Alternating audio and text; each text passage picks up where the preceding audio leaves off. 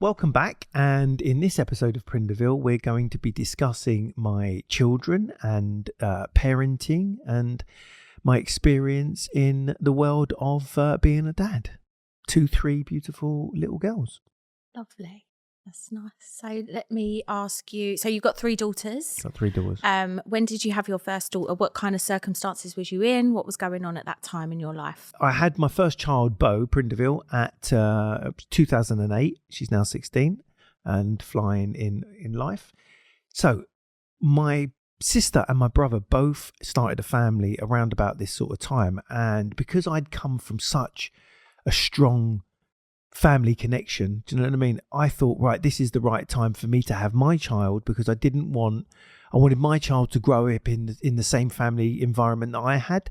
And it was really important to me that all the cousins grew up together, because I grew up with everybody around me. So at the time I was going out with Sarah, and out came Beau Prindiville. And how did you feel? This is the first time being a dad. Obviously, your dad was a massive part in your life, and now you've got a daughter.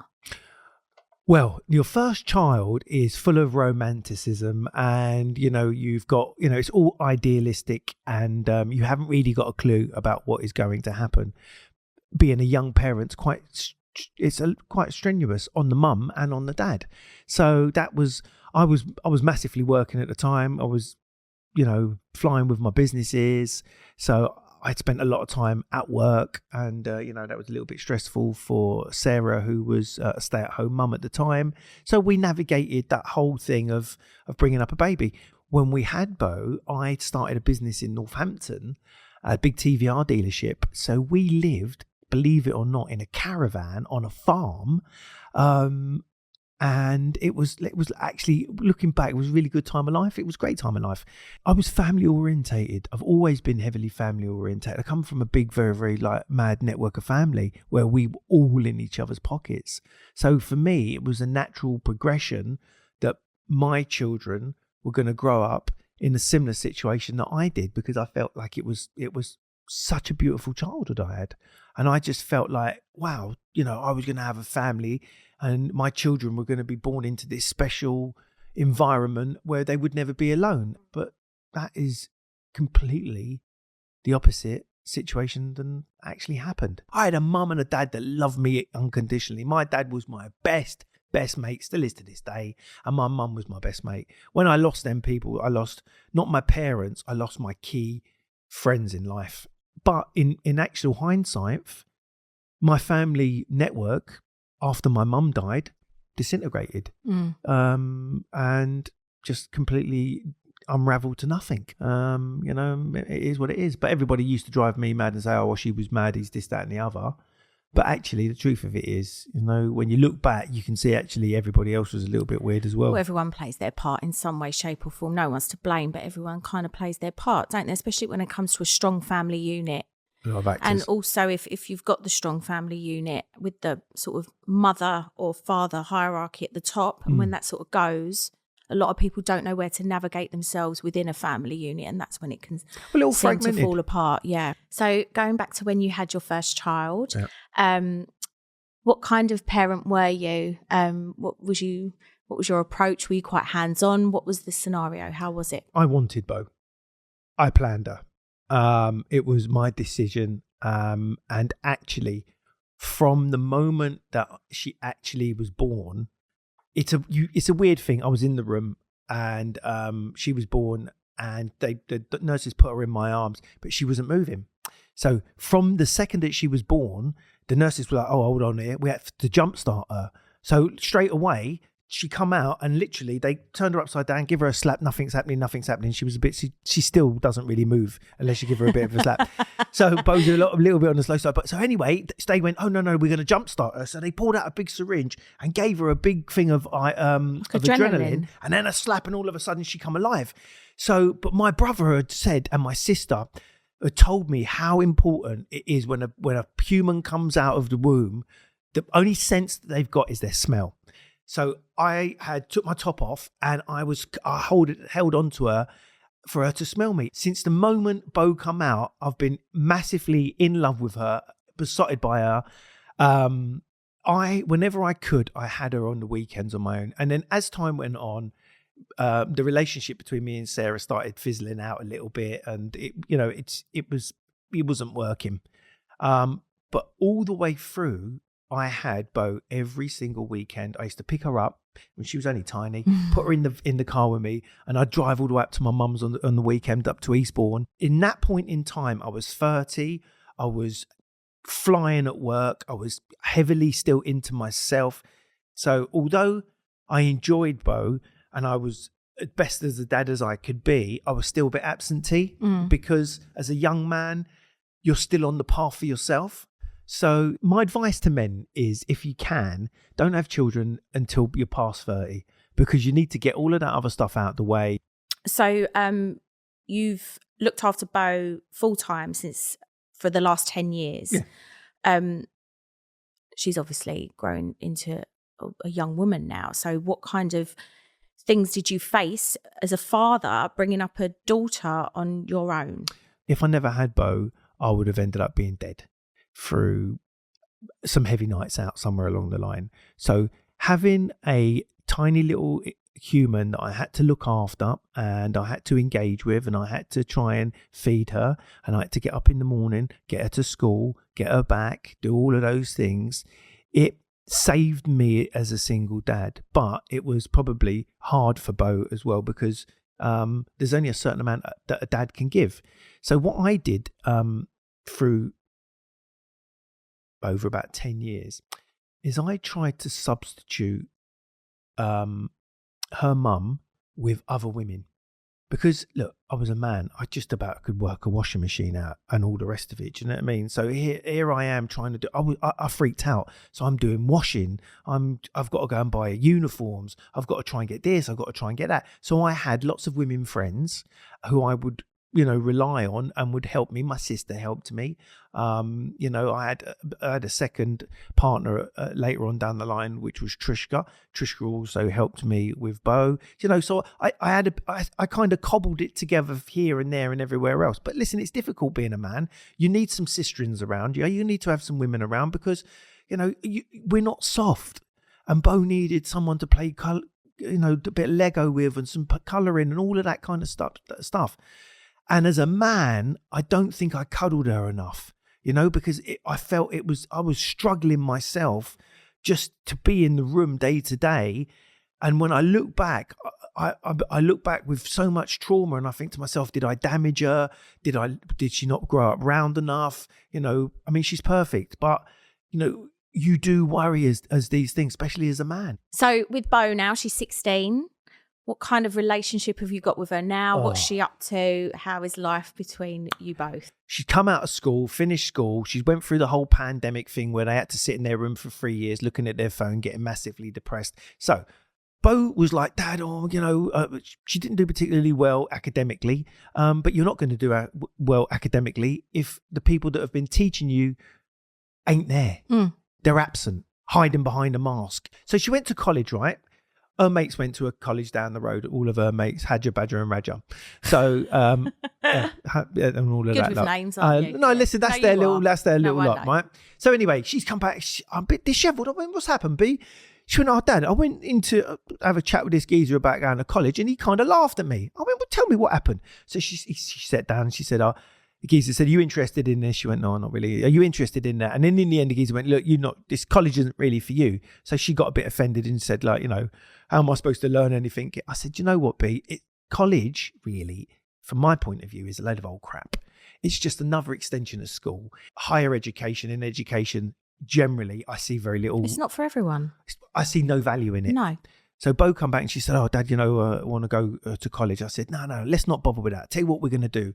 We sat her down and me and her made a CV. I made her a ream kick-ass CV where she's had a bit of experience here, a bit of experience there.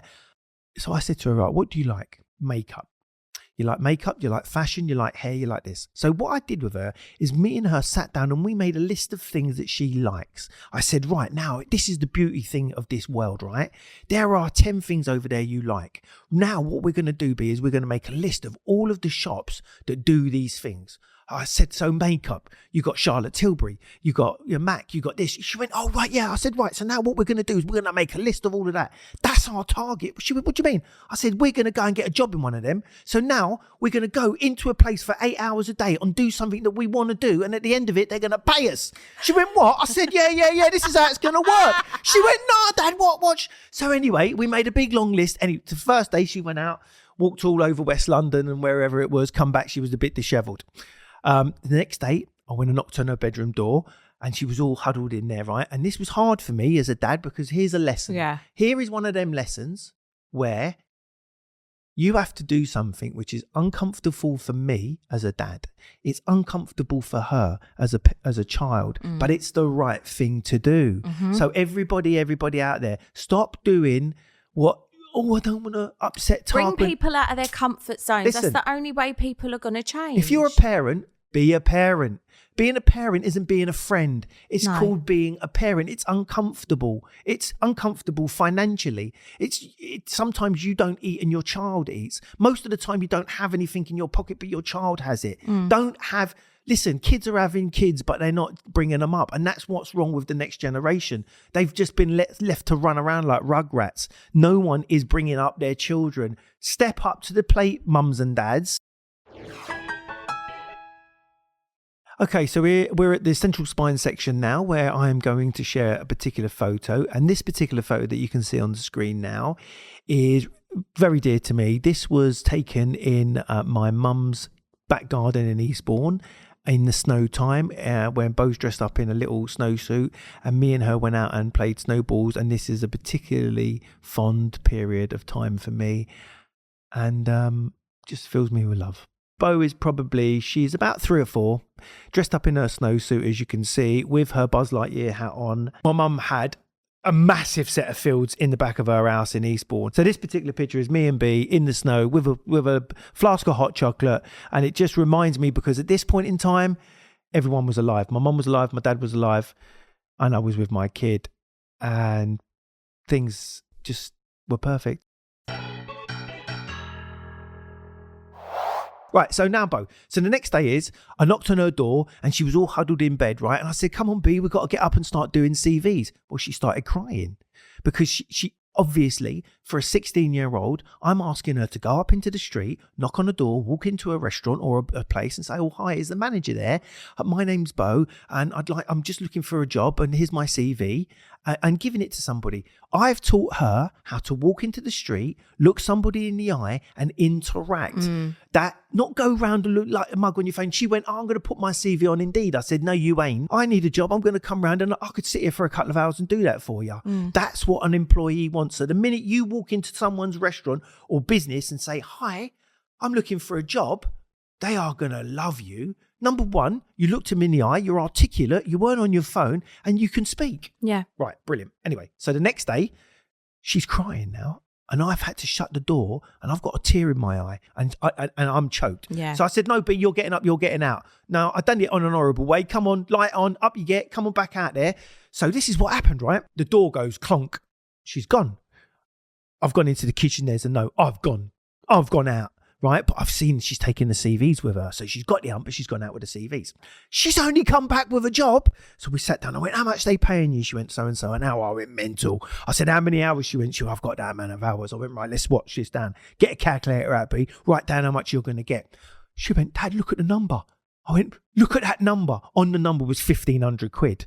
I was like, you're going to get £1,500 a month. Do you know what 1,500 quid is? She was like, no, what? Anyway, she went, the next day she come in and she went, these trainers, I'm having my belly button pierced. I'm getting my hair done. Look at this tracksuit, Dad. I went, that's what life is, B. You go to work, you get money, you get a mental health, you get to see people, you get relationships. You're going to get a traditional job. You're going to work in the real world. That kid now has gone from there to the top of the ceiling. She is flying. Not only that, she was out and about the other day. She got a boyfriend. Some geezers turned up in Westfields, come to her in a real normal way, not on TikTok, not on a phone. A geezer's pulled her, walking around in Westfields, called Harrison. He can read and write. He's got a real job, the geezer. Works in Screwfix. I haven't got my Screwfix direct discount code. So Harrison, if you're out there, mate, I'm going to give you another couple of weeks and then this is going to have to happen. but my kid is flying now because I've had to put the work in. So you had Bo, beautiful. Sounds like she's doing amazing. So let's go back to when you had child number 2. What situation were you in here? Obviously, it was with a different partner. Yeah. What was going on? Right. So the next child was Aurelia, and Aurelia's mum is Trushka. In this period of time, I was still a single parent with Bo. Trushka had come onto the scene. Trushka was giving me a help and a hand, bringing up Bebo, and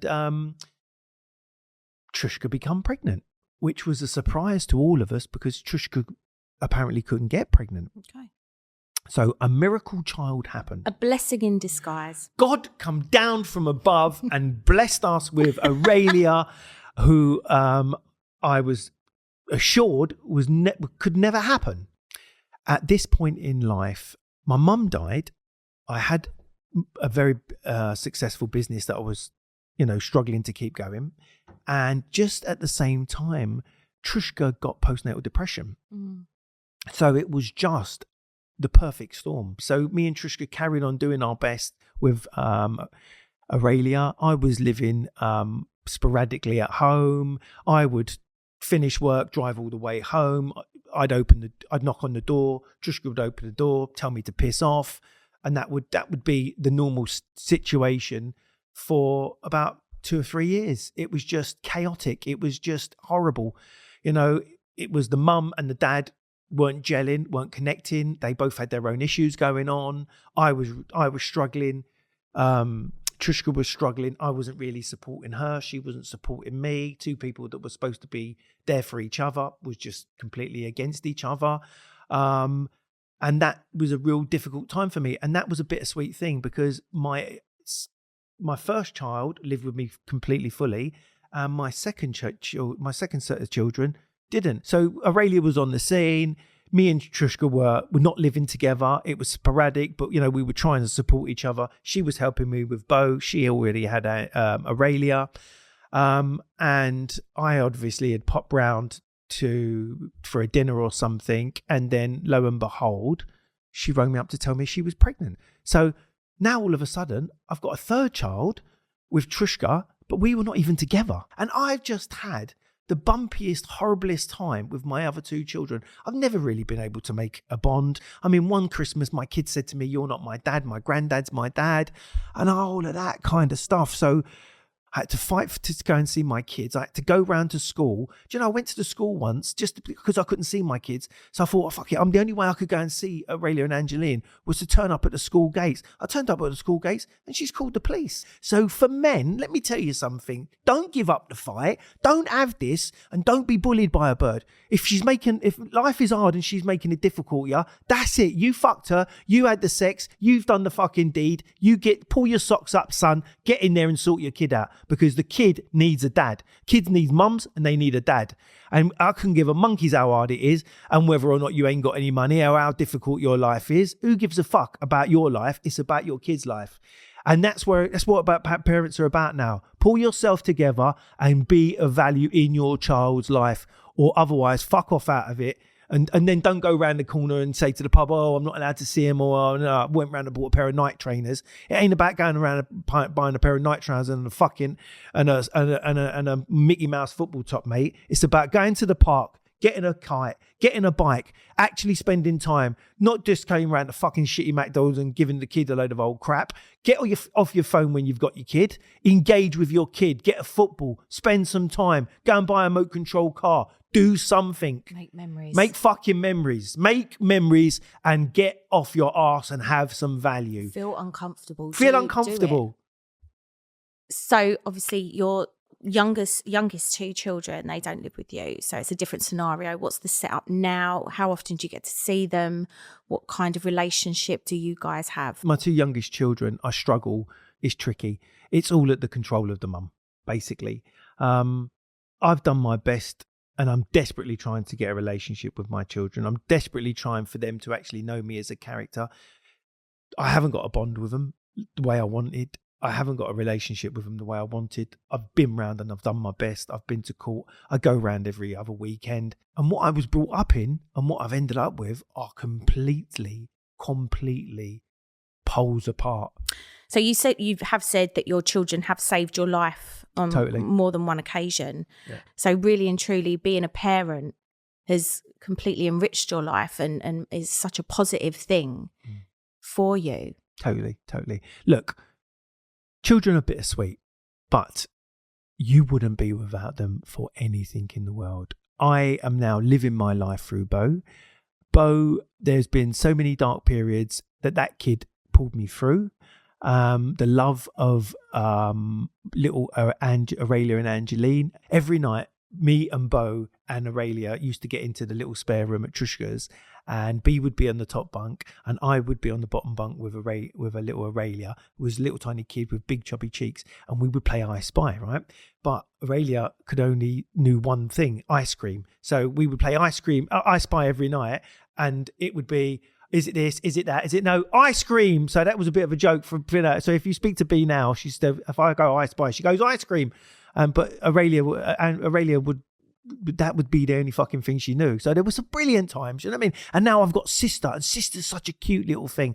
And me and Sister was allowed for a little while. Sister is another name for Angeline. Sister's another name for Angeline. So Angeline looks a little bit similar to me, looks very similar to Bo. She's very, very cute.